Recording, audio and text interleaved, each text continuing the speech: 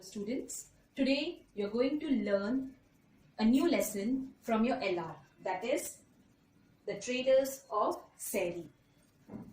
Seri is the name of the place. Trader, a person who sells goods. Through this story, you're going to know about two traders. One is very honest and the other one is completely opposite to him. Before we start, let's know the meanings of few words I have written on the board. Trader, a person who sells goods. Vendor, a person who sells small items. Merchant, a trader who sells goods in large quantities. Peddler, a person who sells goods from door to door. In this, trader and merchant, they carry out their business on a big scale. Whereas vendor and peddler, you know them. They come in your streets, in your areas to sell goods. Let's start the lesson. Once upon a time, in the kingdom of Seri, there was an honest trader. Long ago, in the kingdom, a land ruled by a king of Seri, there was an honest trader. Honest, very sincere, very truthful trader lived. He travelled from place to place selling trinkets and other fancy goods. This honest trader moved from place to place to sell trinkets. Trinkets means a piece of jewelry that are not very expensive. Opposite of expensive, cheap. He used to sell cheap ornaments and other fancy goods. Fancy good, small attractive items. Sometimes another trader who sold similar wares travelled with him. Sometimes he was joined with another trader. Yes, and that trader also sold the same things. The trader was a greedy man and often cheated his customers. Now, the another trader was not like the honest trader. He was completely opposite to him. The another trader, cheated his customers. Greedy means one who has desire to earn more and more, and this trader used to cheat his customers. Customers, people who buy goods from the traders. So, the honest trader and the another trader sold the same things. Wares means goods. One day, both of them went into the city of Andhapur to carry out their business. One day what happened? Both the traders, yes, the honest trader and the another trader, both went to the city named Andhapur to sell their goods and earn money. To avoid competition, they went in different directions. To avoid competition, to stop themselves from competition, both went into different directions. This was their usual practice. This was their common practice. Both of them followed the same. If one found the other in a street, he would not go into that street. That was their understanding.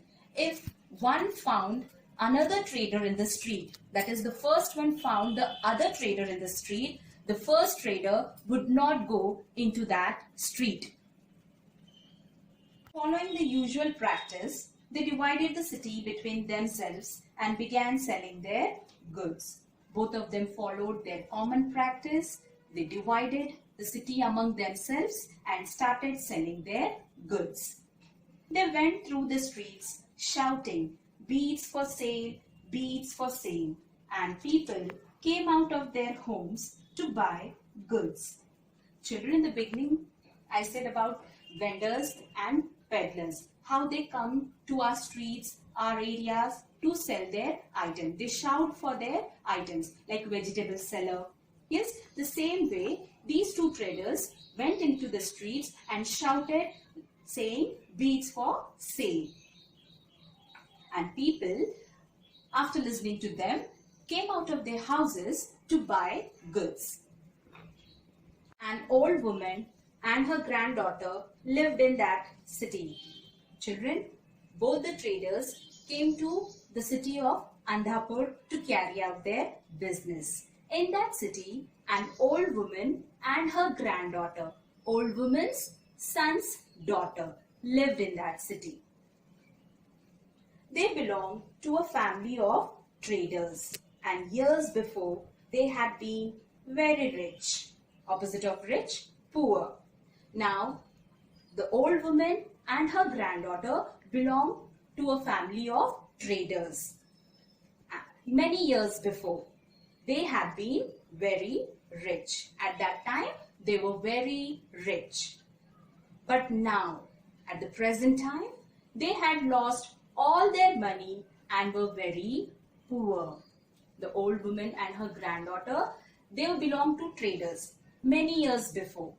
Yes, and they were rich at that time. But now, they were very poor. They lost all their money.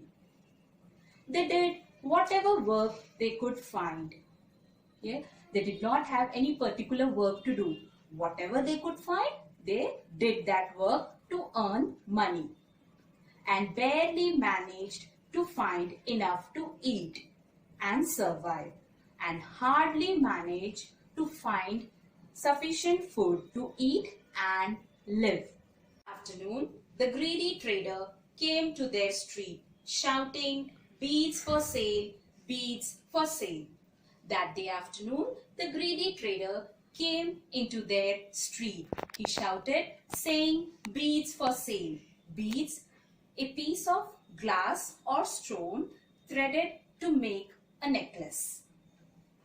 When the young girl heard him, she begged her grandmother to buy her something. When the girl heard the greedy trader shouting beads for sale, she requested her grandmother to buy something for her. But we don't have money to buy anything, dear, said the grandmother. The grandmother replied that they didn't have money to buy things from the greedy trader. There is nothing valuable we can offer in exchange either. Grandmother added that they don't have any precious item so that they can exchange to buy anything.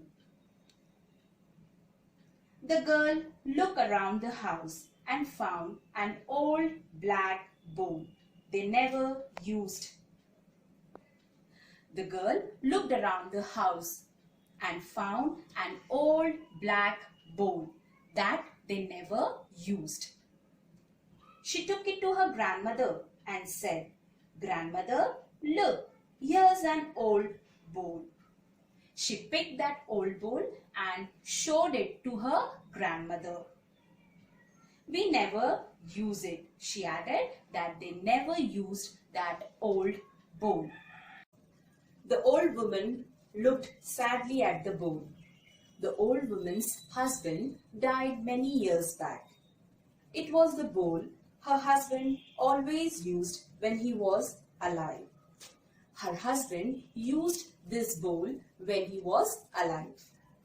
After his death, she had put it away and had forgotten all about it. After her husband's death, she had put the bowl in the corner of her house and completely forgot about it. What she didn't know was that the bowl was made of gold and was very valuable. One thing she didn't know about the bowl, that is, the bowl was made of gold and was very valuable. It was black only because it had collected several layers of dirt and grime over the years. Children, the bowl was black in color because it had collected many layers of dirt and grime. Grime means dirt on the surface of something. over the years. Seeing no harm in selling it, she thought that if she sells this bowl, they will not have anything to lose. She decided to exchange it for an ornament her granddaughter liked. She made her mind to buy a jewelry for her granddaughter which she liked in exchange of that bowl. She called out to the greedy trader, page number 18, and invited him into their house. The old woman called the greedy trader to her house. She showed him the bowl and said, she showed that bowl to the greedy trader and said, "Sir, my granddaughter would like to buy a trinket, that her granddaughter would like to buy a jewelry. Would you give her something she chooses from your wares and take this bowl in exchange?" She further asked whether he would give her something that her granddaughter selects from his wares in exchange of that old bowl. The greedy trader did not think much of the bowl. At that time, the greedy trader did not think much of that bowl, but decided to look at it anyway. But he decided to look at that bowl. He took it in his hand, turned it over and scratched the back of it with a needle. Children, the greedy trader didn't show any interest, but he decided to look at that old bowl. So he took that old bowl in his hand, turned it and removed some black particles from the surface of the bowl using a needle. I said that the old bowl was covered with layers of dirt. So he removed that layers of dirt using a needle. When the layers of dirt fell and when the dirt fell down, he realized it was a bowl made of real gold.